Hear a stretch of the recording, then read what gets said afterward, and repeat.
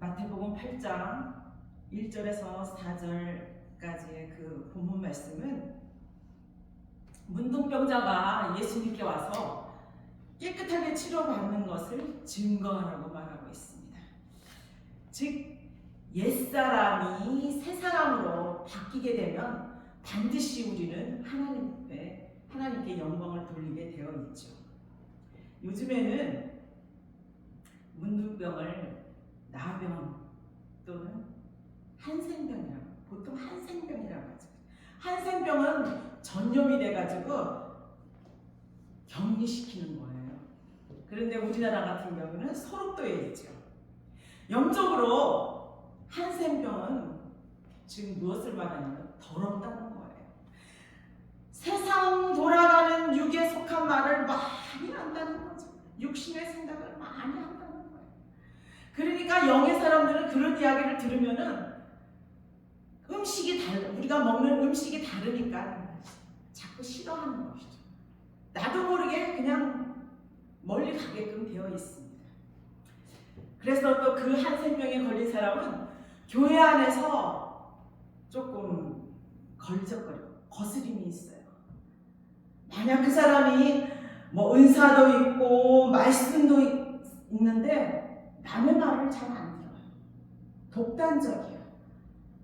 왜? 교만하니까 그러니까 그 영이 조금 마귀가 역사하고 있다는 것이죠. 원래 병이라는 것은 귀신의 역사라고 볼 수 있어요. 우리가 잘 몰라서 그러는데 귀신이 그 죄를 타고 들어와서 병을 만들어내는 거거든요. 한센병은 하나님께서 그래서 어떻게 해서라도 하나님께서 사랑하는 자녀들을 떨어뜨리려고 하는 거예요. 어떻게 해서라도 떨어뜨리십니다. 주님이 하시는 거예요. 우리는 할 수 없습니다. 그래서 한센병은 교회 안에서 무리를 짓게 만들죠. 한센병에 걸린 사람들. 예를 들면은 아론과 미리암이죠. 아론과 미리암은 모세의 누나요, 형이에요. 그런데 어느 날 미리암이 모세한테 가서 아론에게 가서 모세가 구스 여인과 결혼한 것은 아주 실수였다고 모세를 비방하는 것이었습니다. 이것은 무엇을 말하는 거냐면 이것은 모세는 하나님의 대표 권위자예요. 하나님의 대표 권위자를 거슬려서 말했다는 것이죠. 미리암. 그래서 하나님은 미리암을 손을 대신 거예요. 미리암이 한센병에 걸린 것은 그 하나님의 통치적인 다루심이었어요. 하나님의 행정에 있어서 우리는 주님 안에서 순종해야 될 의무가 있는 것이죠. 그런데 하나님의 은혜를 받으면 받을수록 나는 죽어지고 주님만이 더 드러나고 주님의 일에 더 관심을 갖는 게 정상이거든요. 그런데 그게 아니죠. 그래서 하나님의 권위에 도전하는 것이고 하나님의 보좌에 맞서는 것이었습니다. 그래서 미리암은 7일 동안 진영 밖으로 격리시켰다가 그 후에 다시 들어오게끔 하나님께서 말씀하셨어요. 진영 밖이라는 것은 어디냐면 교회 밖에. 일단 교회 안에서 분리시키는 거죠. 교회 밖에서 7일 동안 속건제와 속죄제. 속건제는 내가 행한 죄, 내 안에 있는 죄, 이런 것들을 주님 앞에 회개하는 거예요. 근신하는 시간이죠. 쉽게 이야기해서. 근신하면서 자기의 안에 있는 것, 밖에 있는 것들을 하는데 7번 피를 뿌리고 바르고 하나님께서 그럴 때 정결케 하시는 거예요. 레위기 14장에 보면은 어떻게 회개해야 된다는 것이 자세하게 나와 있습니다. 결국 주님의 피가 한센병을 온전히 깨끗하게 고치실 수 있다는 것입니다. 그래서 우리 믿는 이들은 항상 하나님의 임재와 기름 부으심과 말씀이 떠나게 되면은 나도 모르는 사이에 한센병을 걸리게 되는 거예요. 왜? 자꾸 무뎌지니까. 그래서 제사장이나 사도나 선지자들의 말을 반역해서는 절대로 안 됩니다. 이제 우리가 분별을 하죠. 이게 진짜 주님께서, 저 선지자는 주님으로부터 받은 선지자라는 것을 믿음이 올 때 또 그렇지 않은 분들도 있죠. 그러니까 그런 것들을 분별을 잘 해야 됩니다. 그래서 한센병이 걸리면은 이 사람 저 사람 함께 하면서 주동자가 되는 거예요. 야, 우리 교회 좀 누가 어쩌고 하니까 이렇게 해야 되지 않겠냐? 이런 식으로 하는 것이죠. 지혜로운 자는 그래서 교회 안에서 사단의 왕국에 뛰어들지 않습니다. 왜? 벌써 주님께서 분별할 수 있는 능력을 주셨기 때문이죠. 교회 안에서 한센병은 전염이 조금씩 됨으로 인해서 교회가 허물어지는 것도 제가 몇 번 봤어요. 그게 다 한센병에 걸려서 감각이 무뎌지니까 교회를 파괴시키게 만드는 것이죠.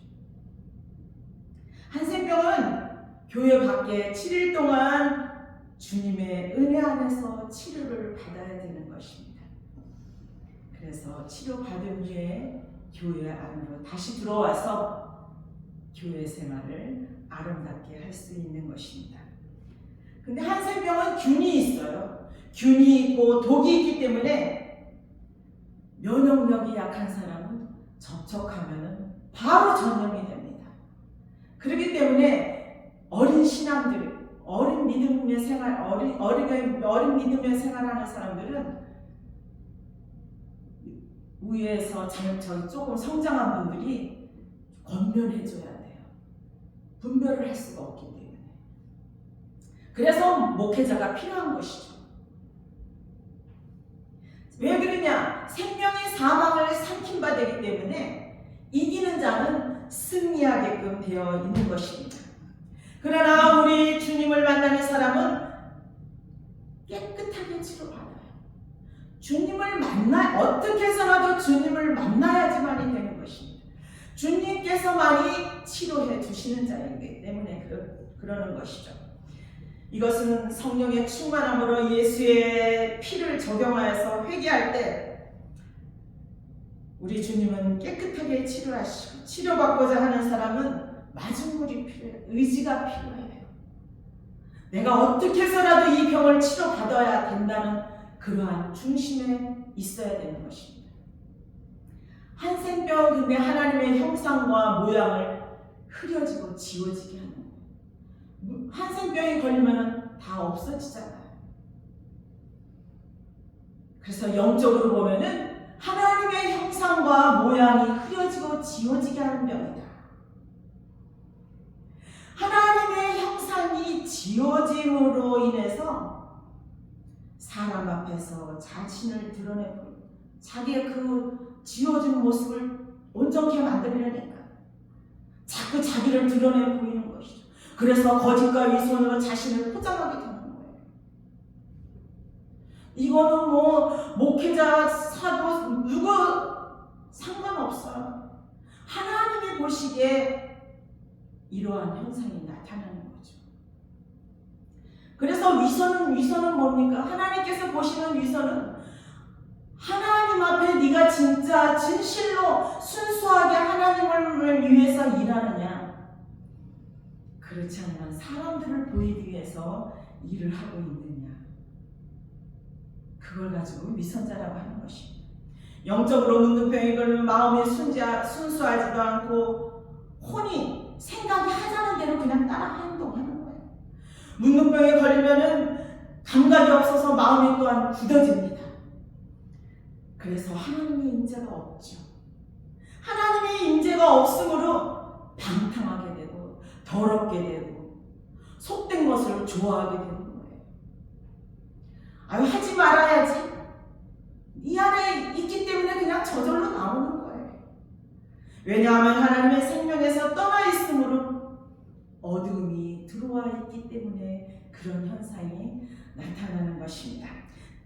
그러나 산 위의 신앙생활, 즉 그리스도 안에서 신앙생활하는 사람은 생명의 말씀 위에 기초를 두고 아버지의 뜻을 행하기를 너무너무 좋아합니다. 내가 어떻게 하면 하나님의 기쁨이 될까? 이러한 마음에 초점을 갖고 있는 거죠. 그래서 하나님께서 나를 원하시는 거예요. 야, 너는 나를 기쁘게 하는 자구나. 내가 너를 너무 좋아한다. 그리스도 안에서 신앙생활하는 사람은 주님의 그래서 제자가 되는 거예요. 주님의 제자가 된다는 것은 영의 사람이라는 것이죠. 산아래의 신앙은 기적을 좋아하고 내가 하나님을 필요로 해요. 도깨비 방망이에요. 쉽게 이야기해서. 그래서 내가 하나님을 너무 원하기 때문에 어떻게 해서라도 하나님을 끌어들이려고 가진 방법을 다 동원하고 있는 것을 볼 수가 있습니다. 예수님 당시에도 예수님을 쫓는 이유는 무엇입니까? 기적과 먹을 것이 있기 때문에 쫓는 거예요. 많은 무리들이 따랐잖아요. 교회 안에서도 지금 많은 무리들이 많아요. 그러나 산 위에 그리스도 안에서 신앙생활하는 사람은 제자가 될 수 있어요. 제자는 몇 명에서 12명이었잖아요. 몇천 명씩 모인 무리들이 있었지만 제자는 12명밖에 없었습니다. 한센병에 걸리게 되면 사탄은 사진을 조금씩 지워버리는 행동을 하고 있습니다. 에스겔서 1장 10절은 내 얼굴에 대해서 말하고 있죠. 내 얼굴에 대해서. 이 내 얼굴은 사복음서를 말하고 있습니다. 마태복음은 성육신으로 오신 예수님께서 왕으로 오신 사자의 얼굴을 말하고 있죠. 또한 마가복음은 성육신으로 이 땅에 오셔서 희생하고 짐을 지는 그 지체들의 짐을 지어서 해결해주는 그러한 소의 얼굴을 말하고 있습니다. 그러나 누가복음은 이 땅에 성육신으로 오신 예수님은 합당한 그리스도의 미덕이 나타나는 인성이신 사람의 얼굴을 말하고 있죠. 요한복음은 솟아오르고 파괴될 수 없는 부활 생명을 가진 독수리의 얼굴을 말하고 있습니다. 이 네 생물의 역할은 다 다르죠. 다 다르지만 함께 동역하는 거예요. 그러니까 성령께서 강하게 역사하시면은 이 네 얼굴이 동시에 역사하는 거예요. 따로따로 역사하는 게 아니라. 그러나 한센병이 있는 사람은 단독으로 행하고 있는 것입니다. 그래서 예배는 속해 있지도 않아요. 생명나무도 없어요. 성도들과 함께 교회 생활도 못해요. 요한일서 5장 19절에 우리는 하나님으로부터 나온 자들이기 때문에 하나님께 속한 자들이라고 말하고 있습니다. 온 세상은 악한 자 안에 놓여 있다는 것이죠. 하나님의 갈망은 이 내 얼굴이 우리를 통해서 날마다 보여지기를 원하는 것입니다. 그래서 이렇게 여럿이 모이면은 우리 예수 믿는 사람들은 얼굴만 봐도 알잖아요. 아우, 저분은 진짜 주님으로 충만하다. 그러니까 천사들은 얼굴만 보고도 확인할 수 있는 거예요. 그런데 사탄은 이러한 얼굴들을 열심히 지워지게 하는 행동들을 하는 것이 곧 한센병인 것입니다.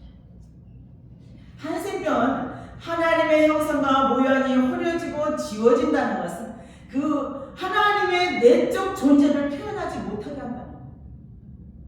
하나님의 것을 표현하지 못하게 하니까 결국은 누구예요? 사망의 모습을 보여주는 게 만드는 것이죠.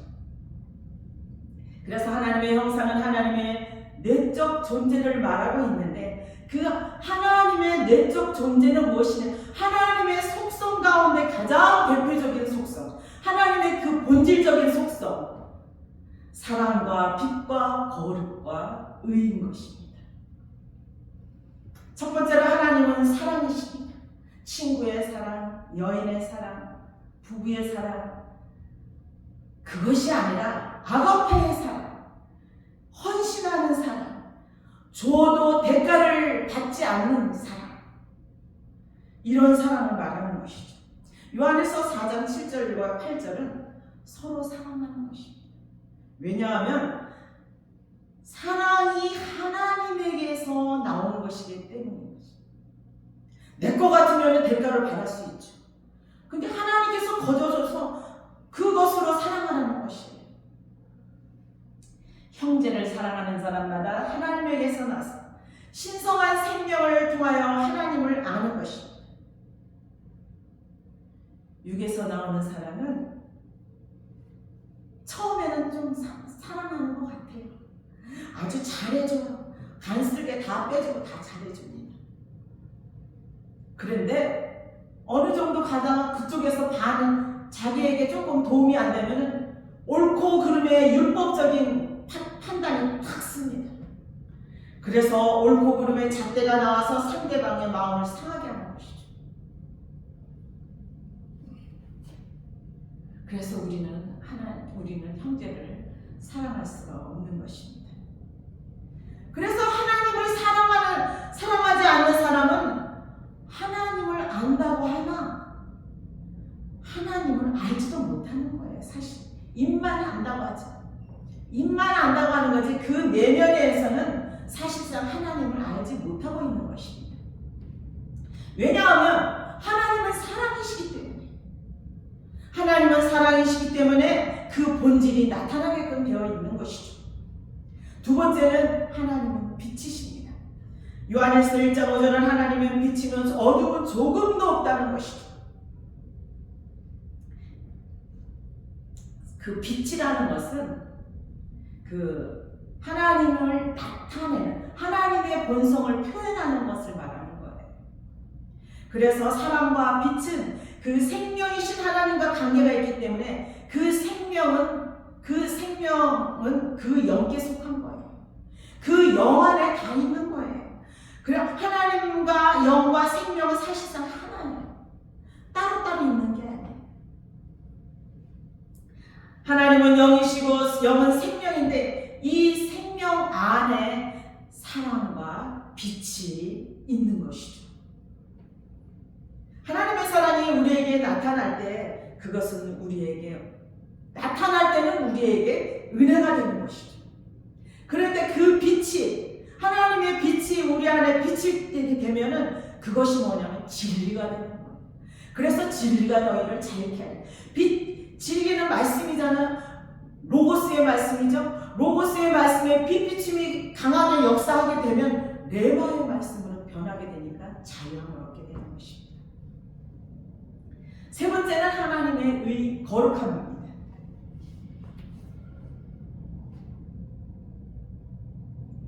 계시록 4장 8절은 이 거룩한 분은 전에도 계셨고 지금도 계시고 장차 오실 분이라고 말하고 있습니다.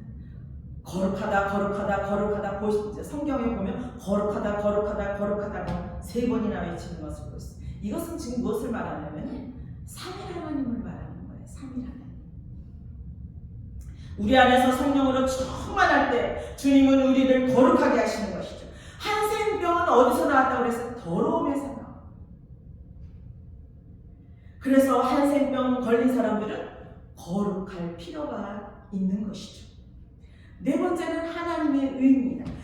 에레미야 23장 6절은 그 사람은 여호와 우리의 의라고 말합니다. 우리는 너무 사악하죠.